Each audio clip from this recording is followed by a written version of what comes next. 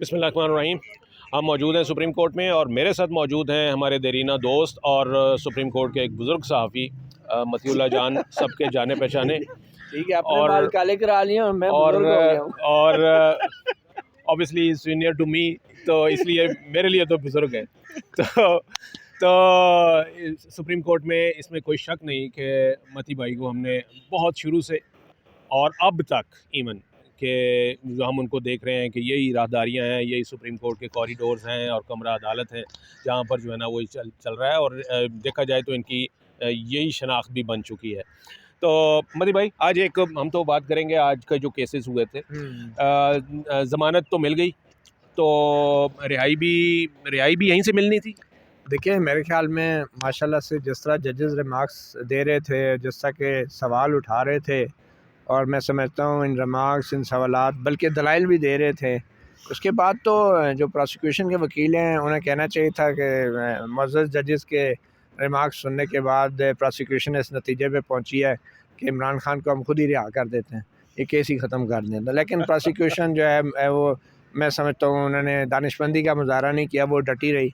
और जितने सबूत थे ना जजेस ने अपने दलाइल से, वो तमाम सबूत जो है बिल्कुल ख़त्म कर दिए साइफ़र केस में। और एक एक करके ज़िक्र करके, बल्कि उन्होंने यहाँ तक कह दिया कि जो खुफिया अल्फाज वाला कागज़ था वो साइफ़र, वो तो फ़ॉरेन ऑफिस से निकला ही नहीं। तो वैसे सवाल ज़हन में ये आता है कि हमारे जजेस जो हैं वो हर चीज़ के माहिर होते हैं, हर फन मोला होते हैं, और वो बार बार कहते हैं ये जो खुफिया कागज़ अगर निकला नहीं है तो फिर ये कैसे केस बन सकता है। हालांकि अगर उस कागज़ के ऊपर अल्फाज कोड में लिखे हुए हैं, खुफिया अल्फाज लिखे, वो लिखे इसलिए होते हैं कि अगर किसी के हाथ भी लग जाए तो ना समझ जाए, तो पढ़ ना सके। तो इससे क्या फ़र्क पड़ता है कि वो खुफिया कागज़ जो है किसी दफ्तर खारजा की अलमारी में है या इमरान खान के जलसे में इमरान खान की जेब से निकला है। असल मसला खुफिया अल्फाज का तो है ही नहीं। असल मसला ये है कि जो उसके अंदर इंफॉर्मेशन थी, उस इंफॉर्मेशन को एक तो मंजर-ए-आम पे लाया गया और दूसरा उसको जिस तरीके से सियासी मकासद के लिए इस्तेमाल किया गया,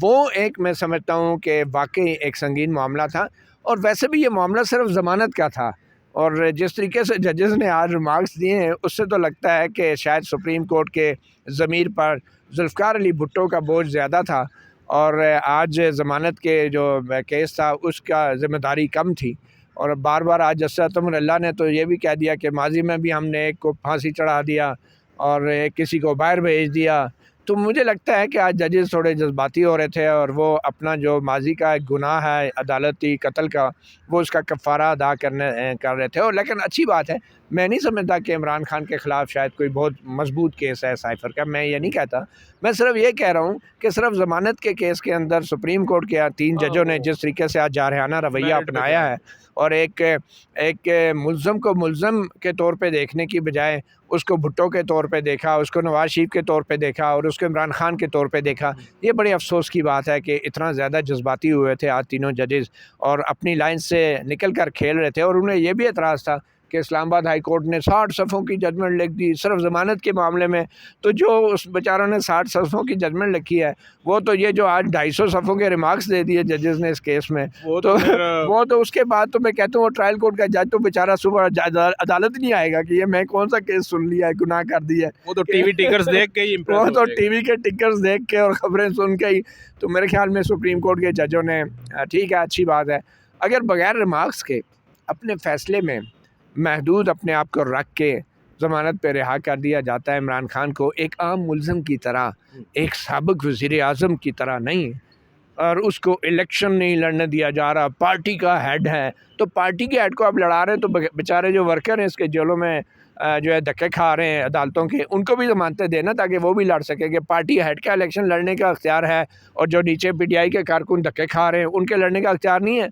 तो आज तो जो लेवल प्लेइंग फील्ड वाला केस था उसमें तो यही बात हुई है कि जी चाहे वो कारकुन है, उम्मीदवार है, कोई है, उनको वो ना किया जाए, हरासा ना किया जाए और उनको। अच्छा, मैं लेवल प्लेइंग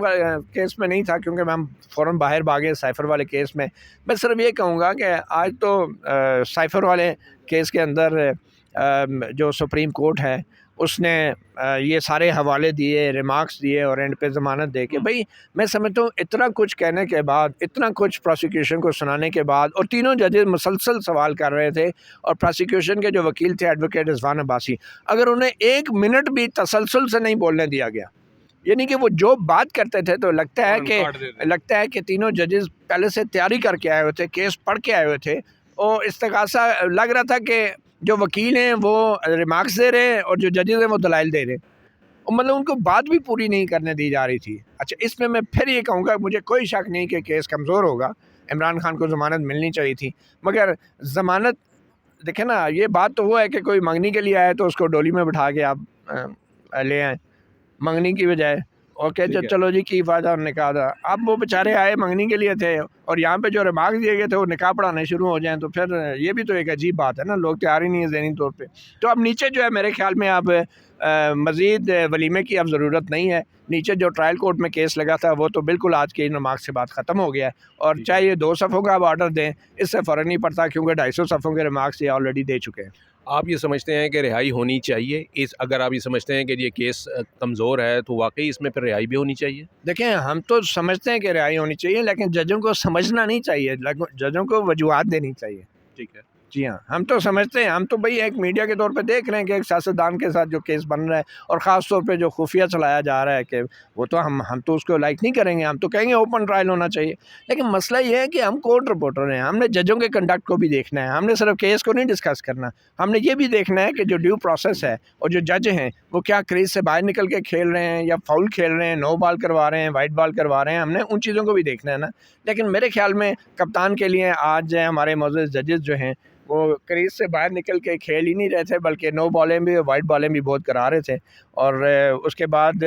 प्रोसिक्यूशन के पास कोई मौका नहीं था इस मैच को जीतने का। भाई इसमें देखें ना, एक तरफ आपकी एक स्टेटमेंट तो यह है कि जी केस मेरी नज़र में कमज़ोर था, आपकी एक अपनी जजमेंट है। दूसरा आप कह रहे हैं कि जी जज साहिबान ने ज़्यादती की है। तो एक गलत केस में अगर वो रिमार्क्स ऐसे दे रहे हैं जिससे वो गलत साबित करना चाह रहे हैं, तो फिर आपको ऑब्जेक्शन तो नहीं बनता? देखिए, वो इसलिए कि जज साहब के सामने ज़मानत का केस है, और जब आप मेरे से पूछ रहे हैं, मैं तो ओवरऑल बात कर रहा हूँ ना कि केस कमज़ोर है, तो जज साहब को सिर्फ ज़मानत तक महदूद रहना चाहिए ना। ये जो आज सुप्रीम कोर्ट के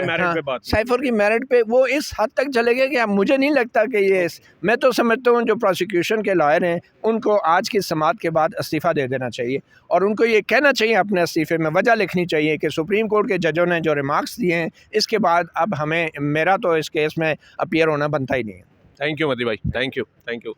मदीर जान साहब को आपने सुना कि वो समझते हैं, एक बात बिल्कुल दुरुस्त है कि आपके पास ज़मानत का केस हो तो उसमें फिर जो केस का एक्चुअल जो झगड़ा होता है, यानी जो केस होता है उसके मेरिट के ऊपर बात नहीं होती, सिर्फ ज़मानत किन बुनियाद पर दी जानी है, सिर्फ उसके ऊपर बात होती है। लेकिन ज़ाहिर है कि ये केस ऐसा था और ये इतना मंजर आम पर रहा है, और मुख्तलिफ यानी इस्लामाबाद हाई कोर्ट से ले कर निचली अदालतों तक इसको जो है वो सुना जा रहा था मुख्तलिफ दरखास्तों में, तो इस वजह से शायद ये वाली जो चीज़ थी ये सामने आई। बहरहाल PTI के लिए एक अच्छा शगुन है कि उनको यहाँ इधर से उनको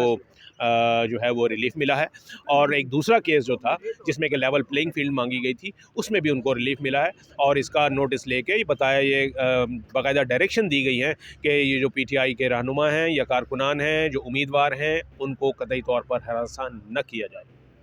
थैंक यू।